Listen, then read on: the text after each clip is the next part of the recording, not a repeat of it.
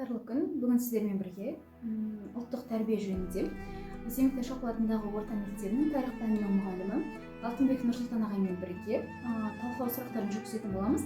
Оның ішінде ұлттық тәрбие дегеніміз не, оның біздің болашағымызға қандай әсері бар, және жастарға өзін беретін қандай пайдасы бар деген сұрақтармен жауап алатын боламыз.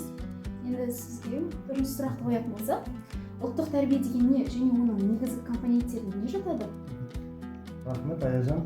Жалпы бізде ұлттық тәрбие дегеніміздің өзі біздің ұлттық құндылықтарымыздың бір негізгі деңгейге көшіру деп айтсам болады.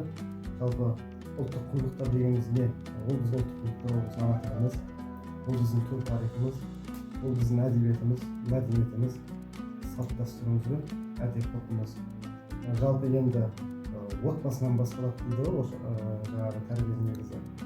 Отбасындағы тұрмыс салт, әдет-ғұрыптан бастап қоғамдағы ұстануын, оның мемлекеттік деңгейге дейін жетуі, оның бір ұлттық деңгейге шейін өзіндік ерекшеліктері бар ұлттық құндылықтарымыз. Мысалы, бізде жеке мүдде бар, қоғамдық мүдде бар, ұлттық мүддеміз бар, мемлекеттік мүддеміз бар. Мемлекеттің бас саясатының негізгі саласының бірі ол ұлттық құндылықтар болу керек. Біздің ұлттық руханиятымыз болу керек. Сонда ғана бізде мемлекетімізде осы мүдделер жүзеге асатын болса, онда біздің ұлттық құндылығымыз жоғалмайды, ол ары қарай биік түседі деп айта аламын. Енді осы айтқандарыңыздың барлығын түйіндей отырып, бұның біздің қазіргі қазақ жастарына деген өзінің үлесі бар ма? Үлесі әрине өте зор.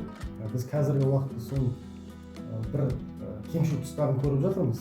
Біз тәуелсіздік алғанда 90-шы жылдардан бері қарай біздің елімізге батыстық мәдениет кірді, біздің елімізге жаңағы түрлі исламның бетперден жамылған басқа да бір адам келді, діндердің топтары кірді, бізге жан-жақтан даңғазы музыка, даңғазы дәстүр соңында біздің елімізге кірді да, сол кезде тәуелсіздікте осы мәселелер кемшілік жіберіп алды. Мысалы, Амангелді Айталы деген біздің оқығанымыз айтады, бізді ұлттық құндылықтардың кемшілік тұсынан біз алдағы уақытта, болашақта зардап шегеміз деген осы орын алып отыр. Бізге алатын рөлі қандай дейтін болсақ, біздің мемлекетіміздің нығаюы үшін осы ұлттық құндылықтар міндетті түрде ұлттық руханият, ұлттық құндылық міндетті түрде болу керек. Бұл біздің Қазақстанымыздың негізгі басым бағыты болу керек. Әрине енді оң жағымызда, солтүстікте бізде Ресей көршіміз бар, шығыста Қытай бар, әлемде ең алпауыт олар империялар. Соның бәрінен біз төтеп беру үшін бізге өзіндік ұлттық ерекшелігіміз болу керек. Рахмет. Айтады ғой, егер оңға қарай қатты тартсаң, тым ысырапшылдыққа, солға қарай қатты тартсаң, тым сараңдыққа келуі мүмкін, екеуінің ортасын ұста дейді ғой. Сол секілді қазіргі қоғаммен де және біздің өткеніміз ұлттық тәрбиемен де байланыстырып дамуға өз үлесімізді қосуымыз керек деп ойлаймын. Сізге көп рахмет. Сауларыңызға. Отбасылық тәрбие деген не? Отбасылық тәрбие адам болмысының негізі. Отбасы адамның ең алғашқы тәрбие мектебі. Баланың мінезі, дүниетанымы, өмірге деген көзқарасы дәл осы ортада қалыптасады. Бесік тербеткен ана жүрегінен шыққан бесік жыры оның санасына мейірім мен сүйіспеншілік ұрғын себеді. Отбасында көрген жылулық үлкендердің ақылы мен өнегесін баланың болашағына тікелей әсер етеді.